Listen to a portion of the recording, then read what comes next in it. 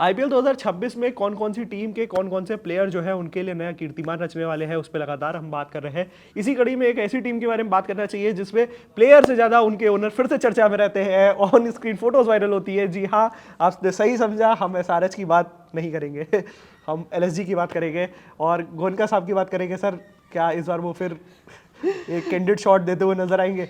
देखिए, candid shot quite possible है, क्योंकि उन्होंने 27 करोड़ रुपए एक तो आईपीएल 2025 में स्पेंड किया था ऋषभ पंत के पीछे, और उनको रिटेन करने के लिए फिर से 27 करोड़ इस साल भी उनको देने पड़ेंगे। ऐसा लगता है बट ये 27 करोड़ का तो उनको क्या वापस उनको प्रॉफिट में मिलेगा, या उससे से उनको कोई लाभ होने वाला है कि नहीं होने वाला, ये तो टाइम ही बताएगा। लेकिन ये सेफली हम कह सकते हैं कि उनके जो आईपीएल 2025 की जो इन्वेस्टमेंट थी 27 करोड़ की, वो तो पूरी डूब गई। इन्वेस्टमेंट जब 30 लाख का था तो नुकसान 36 लाख का कैसे हो गया? बिल्कुल बिल्कुल। तो इस सीज़न में काफ़ी इंटरेस्टिंग रहेगा कि लखनऊ सुपर जायंट्स की टीम किस तरह की रहती है। ऑब्वियसली ऋषभ पंत तो कैप्टन रहेंगे ही। अगर हम ओपनर्स की बात करें तो पिछले साल में उनके जो दो ओपनर्स थे, मिचेल मार्श और साउथ अफ्रीका के ईडन मार्करम, ये काफ़ी सक्सेसफुल कॉम्बिनेशन था। तो आई थिंक यही सेम कॉम्बिनेशन कंटिन्यू होगा। और नंबर 3 पे निकोलस पूरन बैटिंग करेंगे। उनके जो ऋषभ पंत के बाद जो मोस्ट एक्सपेंसिव प्लेयर थे या मोस्ट एक्सपेंसिव रिटेंशन जो उनके थे, निकोलस पूरन बहुत ही सक्सेसफुल T20 प्लेयर हैं वेस्ट इंडीज़ के। वेस्ट इंडीज़ से इंटरनेशनल क्रिकेट से भी रिटायरमेंट ले चुके हैं, अब तो full time T20 franchise specialist हैं। तो बहुत ही क्रूशियल प्लेयर होने वाले हैं नंबर 3 पे। जिस तरह की उन्होंने शुरुआत की थी आईपीएल 2025 सीज़न में, अगर उस तरह का फॉर्म आगे भी कंटिन्यू करते तो काफ़ी पॉसिबल था कि एलएसजी शायद प्लेऑफ्स में भी क्वालिफाई कर जाता, लेकिन उनका सेकंड हाफ में फॉर्म काफ़ी गिर गया था। तो इस चीज़ पे वो काम करने की कोशिश करेंगे। नंबर 4 पे ऑब्वियसली ऋषभ पंत बैटिंग करेंगे और उनका फॉर्म 27 करोड़ उनका किस तरह का फॉर्म रहता है, क्या उनका परफॉर्मेंस रहता है, इस पे सबकी नज़रें रहेंगी। ऑब्वियसली 27 करोड़ बहुत बड़ा अमाउंट है और उसका नतीजा क्या निकलता है ये हमें देखना पड़ेगा। नतीजा प्ले मैच के बाद दिखता है सर।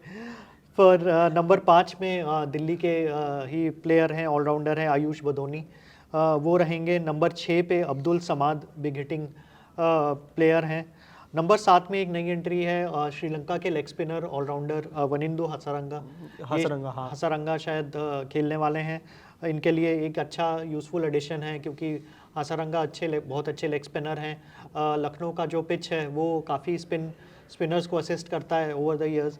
तो आई थिंक उनके वो पसंद करेंगे ऑक्शन लखनऊ में में बेट भी बॉलिंग लगाई करना। है एलएसजी ने इन पे। बिल्कुल बिल्कुल।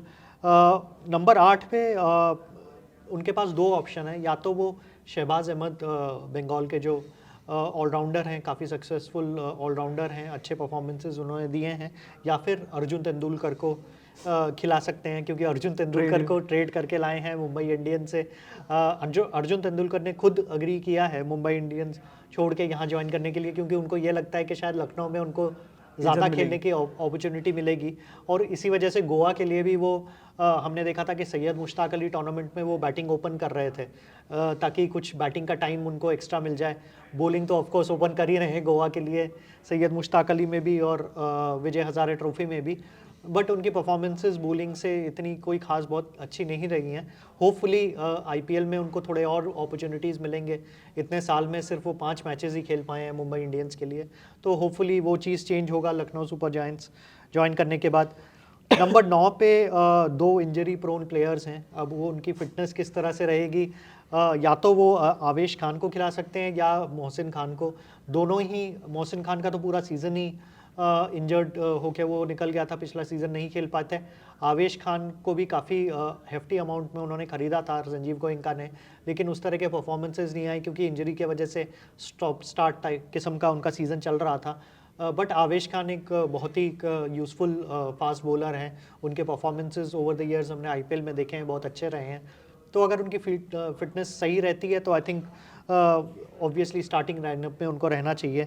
नंबर 10 पे बात करें तो एक और मेजर ट्रेड जो उन्होंने किया था, सनराइजर्स हैदराबाद से काव्या मरान की टीम से मोहम्मद शमी को लेके आए हैं।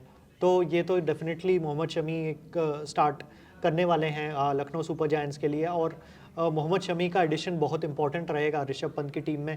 एक उनको प्रीमियर विकेट टेकर उनको मिल जाएगा, एंड होपफुली जो मतलब न्यू बॉल से शुरू में भी और एंड में भी विकेट ले सके।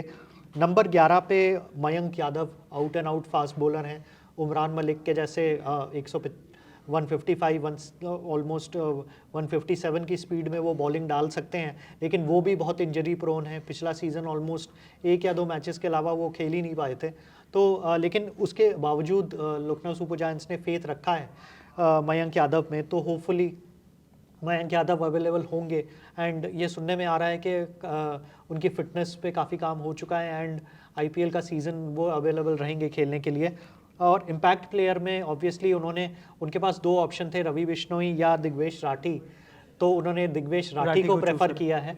दिग्वेश राठी तो ऑब्वियसली हमें याद है कि 50 लाख की सैलरी थी, उसमें से 35 लाख तो उन्होंने फाइन में ही दे दिया अपना सिग्नेचर ऑटोग्राफ कर माने नहीं भाई साहब। बिल्कुल। तो अब ये इंटरेस्टिंग रहेगा कि उनका ऑटोग्राफ वाला सेलिब्रेशन कंटिन्यू होगा कि नहीं होगा। लेकिन ये भी कंसिडर करना चाहिए कि दिग्वेश राठी एक जेन्युइन विकेट टेकर हैं एंड अगर सेलिब्रेशन करते थे तो जेन्युइन करते थे, पर करना जिस हिसाब से रूल था कि आप कर नहीं सकते हो। बिल्कुल।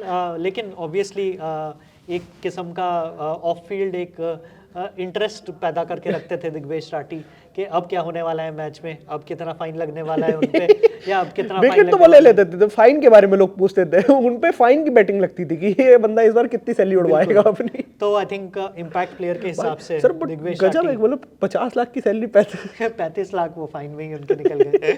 तो अब की बार देखते हैं कि वो 35 का 40 लाख फाइन देंगे या 50 लाख। सिर्फ एक एक्शन। और वो सर क्या है रूल की, कुछ आप ऐसे कर नहीं सकते हो। नहीं, इस तरह का एग्रेसिव सेलिब्रेशन नहीं कर सकते। उनका तो ओवरली एग्रेसिव सेलिब्रेशन हो जाता है।